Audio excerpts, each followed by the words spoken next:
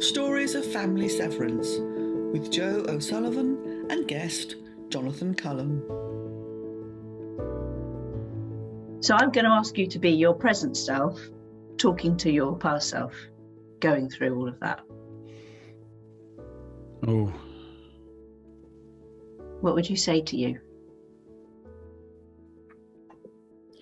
I mean, I tell myself what I sort of know at the time is that this will end. It won't always be this terrible.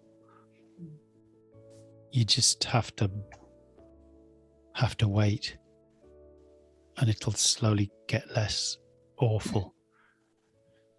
And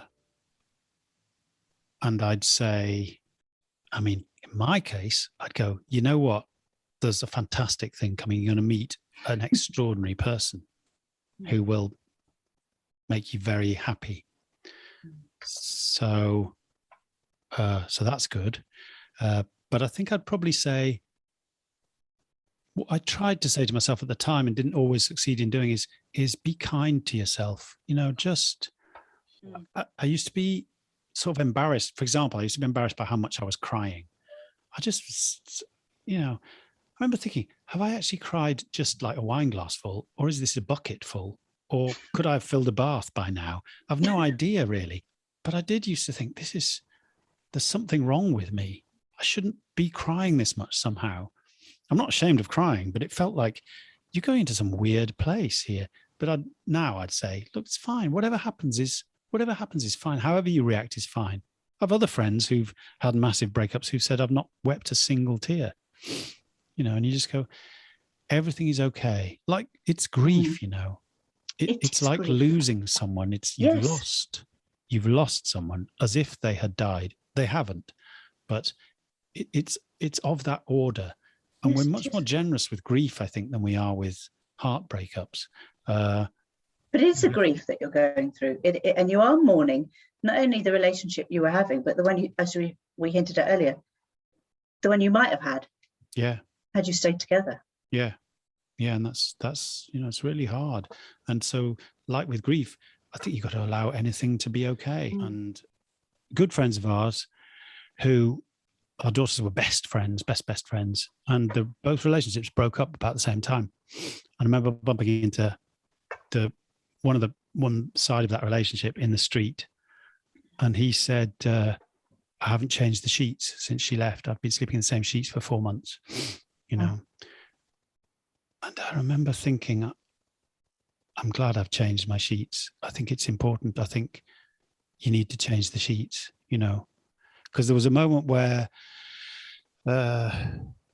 simple things. I mean, not even taking the wedding ring off. That's a massive one, you know, and it took me a long time to do that. Long time. And then I did it in stages. So I had it on a chain around my neck for a while. And, you know, the simplest thing was me getting rid of her pillow, you know, and just putting one pillow in the middle of the double bed and going, okay, now I'm sleeping in the middle of the double bed. I'm not on, quote, my side, because, you know, you usually have your side. And suddenly it became, there aren't any sides now. There's just this bed, you know. So even simple grammatical, physical changes like that, they're really important, I think. Look, I know you can't speak for all men. Okay, so I'm not asking you to speak for all men, but I'll try. Yeah, but try. Do you think men find it harder to do stuff like this, to get help, to cry, to talk to people, to reach out? Yeah, I think so. I mean, I know that's the traditional version of it, and so just because it's traditional doesn't mean it's true. But yeah, I do think so. I'm unusual. You know, my job, I'm an actor, so it's my job to live with extremes of emotion at times, and I'm sort of familiar with all that. So I'm not scared of it that way. And I'm not scared of talking about stuff, you know, so much. But even so, I felt the resistance in myself to feeling like, is this a proper way to behave? Am I behaving like I should? Shouldn't I be able to be stronger than this or something, you know? Yeah. And I went and saw a lovely counsellor. It was a friend of my mum's, actually. She was in her 70s, I guess. She was fantastic. She was so generous that way. And she found ways of re-describing what I was going through that were very encouraging, you know. Mm.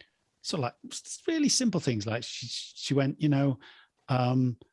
yes, she's changed from where she was when you met her. And she's developed. And so then it becomes very hard to go, how dare you develop, you know, it just reformats the conversation. And so for me, that was really useful, going to a counsellor who was outside of it all and who found different ways to describe it. But in answer to your question, yes, no question. I think men find it much harder to access these things, to have the grammar to talk about it, to put themselves at the center of an emotional place that way. You know, we just don't really we don't speak that language very fluently, I don't think. I think it's changing. I look at my children's generation and, you know, the conversations my son talks about having with his mates, I could never have had with my mates when I was growing up, but never, you know.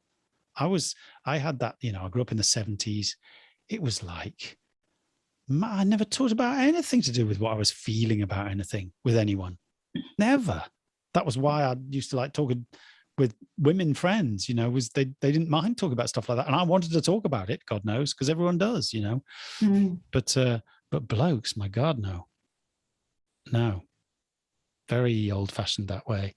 But thank God that's changing, I think. Yes, I think you're right, actually. And more men, when I suggest, you know, going to counselling, stepping back from it, just taking time to process how they're feeling, more and more of them will do that. You know, another thing I'd say is don't be so scared that this is going to be terrible for the kids. It's actually, as it turns out now, they almost never talk about the breakup. They're completely fine about it. They don't even notice, to the extent that they're almost a little bit tactless sometimes, you know, with me. It doesn't occur to them that it might be hard still to see my ex, you know. They may carry some damage from it, but I don't sense they're carrying anything like the damage I carried. The other thing I'd say, you know, on my list of important things is keep busy. Don't just sit there, do something. It's very, very useful to have something to do. So, for example, I got a job in a cafe for a few months cooking, and just to have 8 hours chopping onions and things was fantastic because it was at such a level of stress that I couldn't think about what was going on. So, you know, go for a walk, go just aimless bicycling or I don't know, whatever. But that's if you're on your own, you don't have the kids. But when the kids are there, you've got stuff to do. And it's great. You know, it's yes, just a real savior because you've got them to listen to and to focus on, and you just stop getting so much time going round and round and round and round in your head on all the unhappiness. So when you're on your own, be busy. When you're not when the kids are not with you, be busy. I'd say find some ways to be a bit busy, and definitely just physical activity. I don't mean scrolling. I mean actually getting out and digging something or going for a proper walk or whatever it'll be, go and do a Zumba class or something. You know, it's just really useful because your body does get a bit tired and has stuff to focus on and concentrate on, and you know, and that's a real help.